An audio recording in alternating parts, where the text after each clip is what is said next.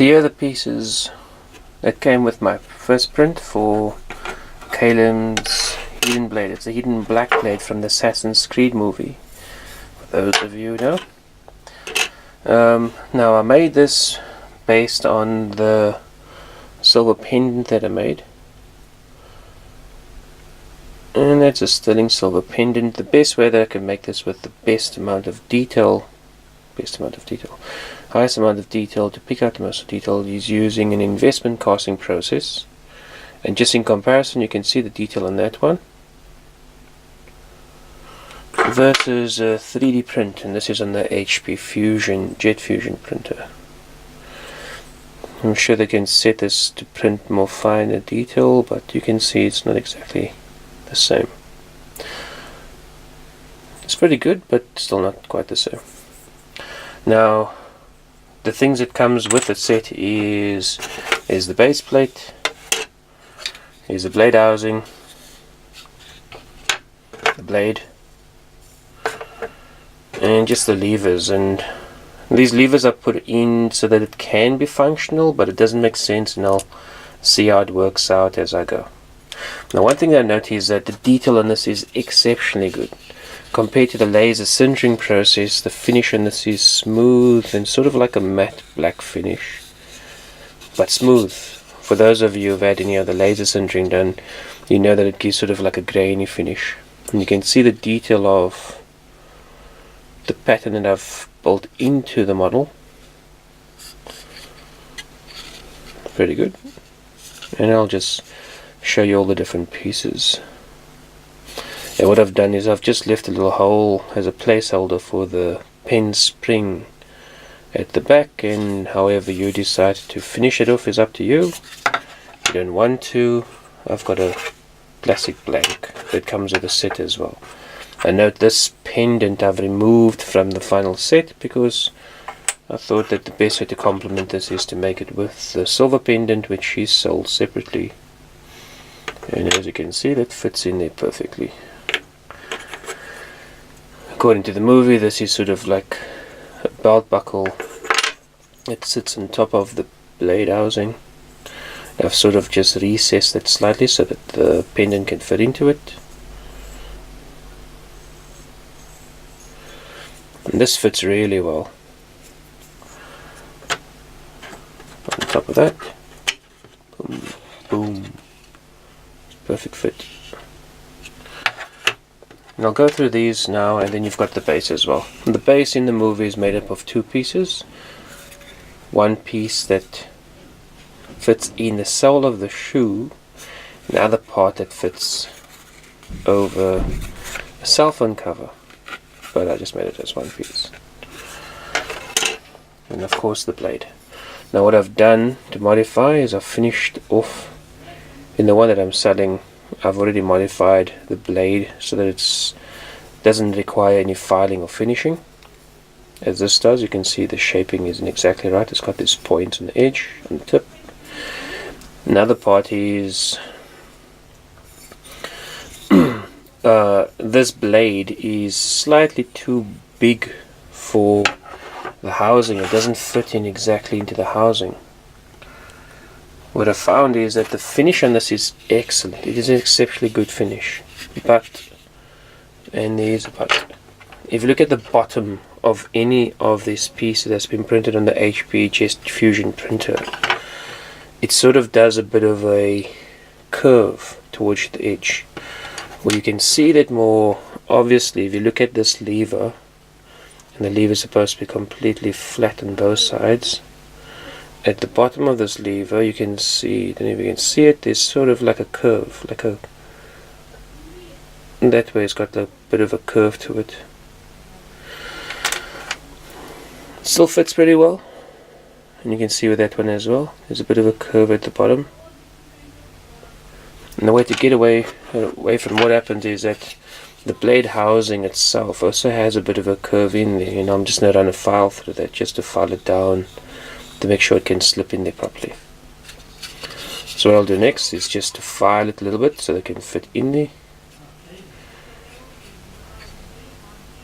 I'll get back to you shortly. There you go. You can see it fits in and slides in nicely. I found it catches slightly when it gets towards the end. I thought that would be handy just to stop it from coming out. There's not the intent of what is the way it's supposed to slip in and out very easily. I thought that's just fine. And next I will just profile the blade a bit more. Just get rid of these tips to make it look a bit more like a blade. There's something else about that. You'll see the gap that you've got running all along the side here. I added that in, and you can see you've got a hole towards the back of the blade. It's a 3mm hole, so I can add in when the blade fits in. My intention was to add in a shaft, a 3mm shaft that runs from this end through to that end, and that stops the blade from coming out. Right. And as I was saying, is I got a made space for a 3mm shaft that will be pushed into there. It runs all the way back this way, and I rather just allowed for the clearance so they can go all the way to the back, but the blade slips all the way to the back. Doesn't have to go all the way to the back because you still have to make allowance for the spring mechanism that goes in the back. This one's 3mm big. I made increase the size to 5mm.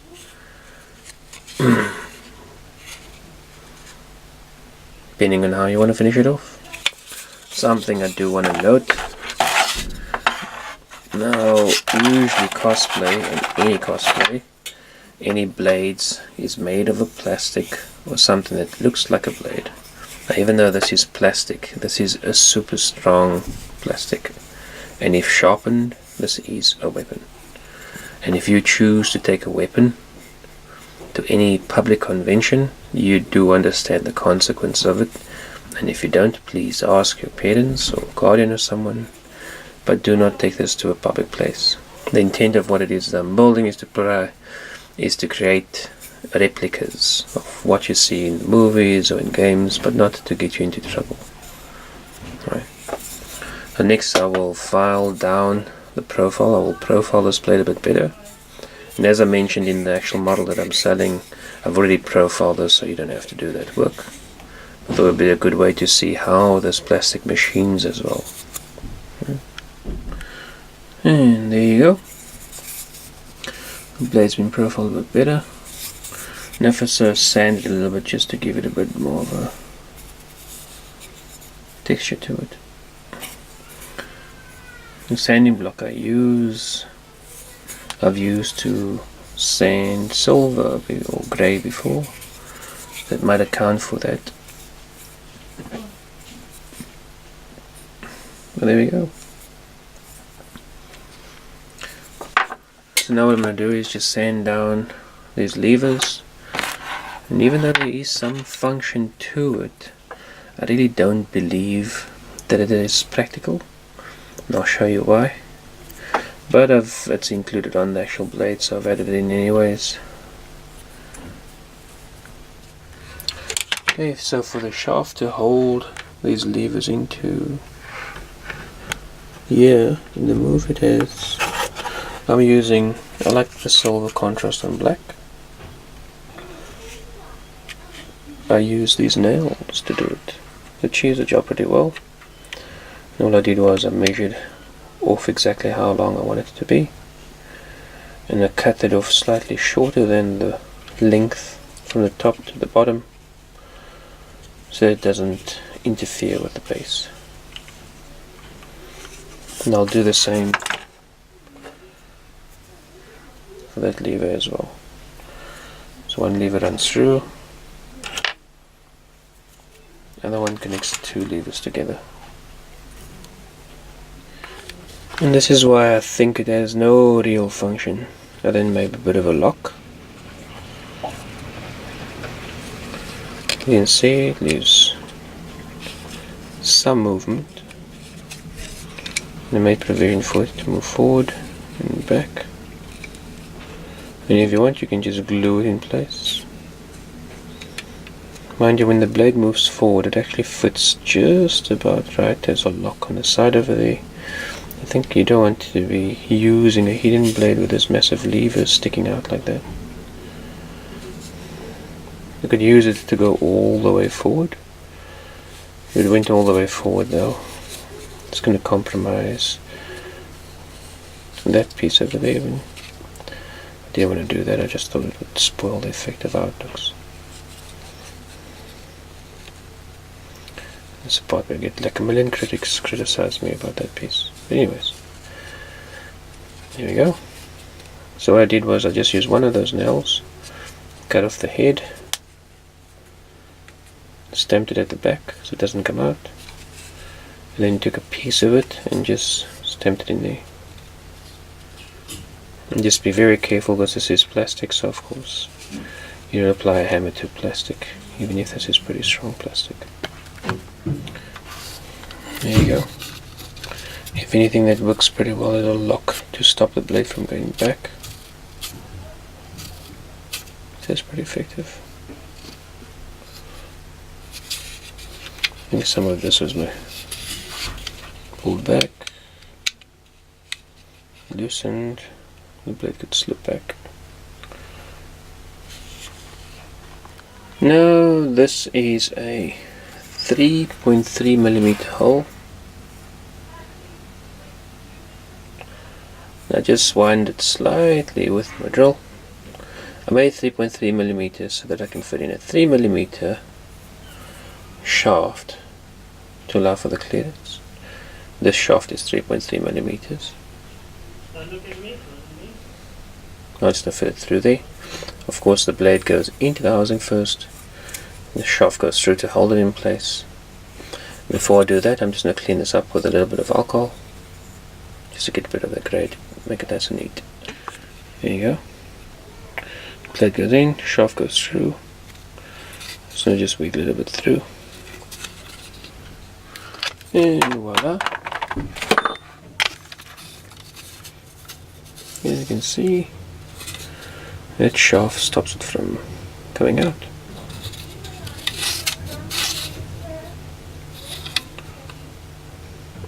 Made it big enough so that it doesn't protrude from the sides over here, but it catches right over there in this side. See that? Voila. That's the basic model. Now just assemble the other pieces and we're almost done. Last but not least, that's the blade cap. It just mounts on nicely onto there, fits into the base, and the silver pendant. I don't have the heart to glue it onto there, but it's up to you as to how you want to fix it onto. And that's the final model.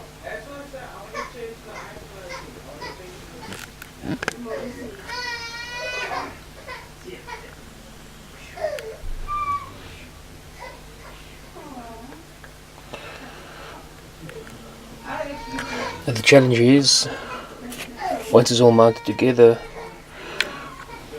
the blade itself does actually come out with the flick of the wrist. And I think I'll leave it for another video. But that's the final model. Voila.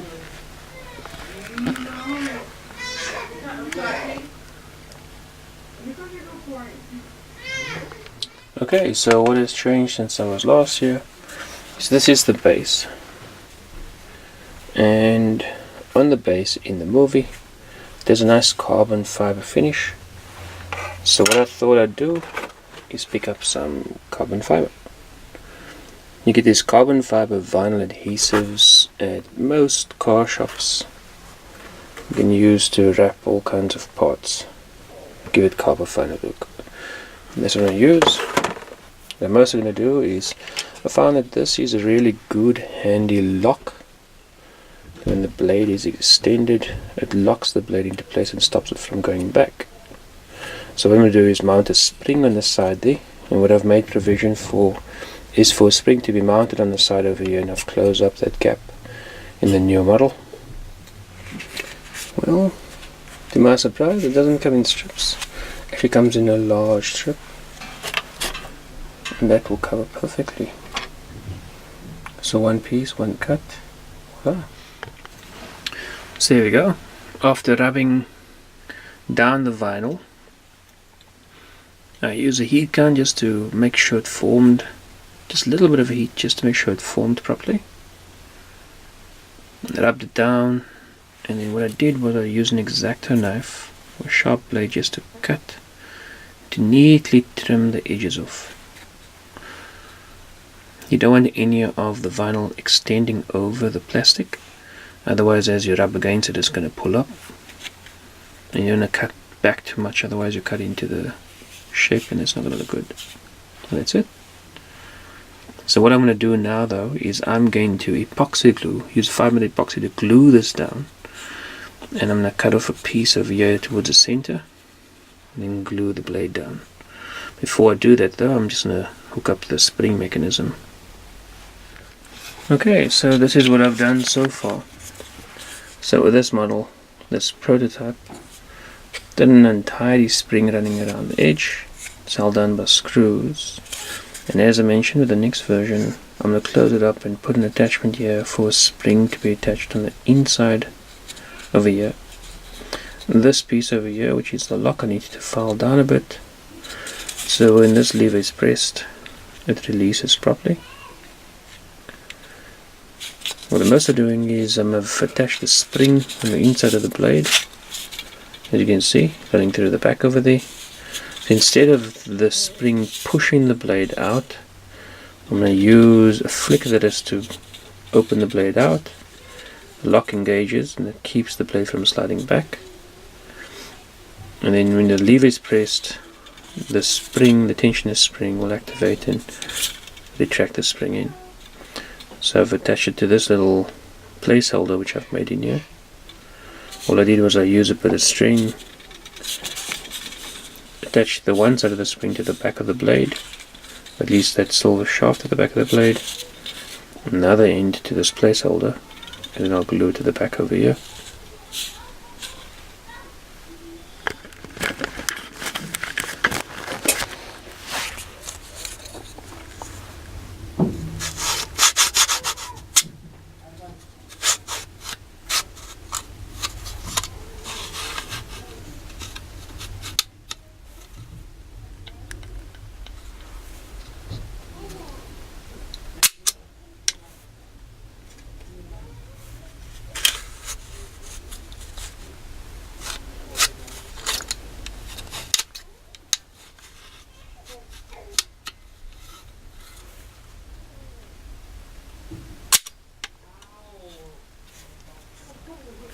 Alright, so I'm going to use two of these nylon straps.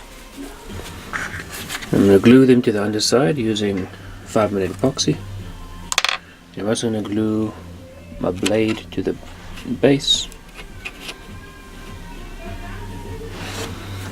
And I'm going to stitch into some Velcro onto the straps. And that's what I'm going to use.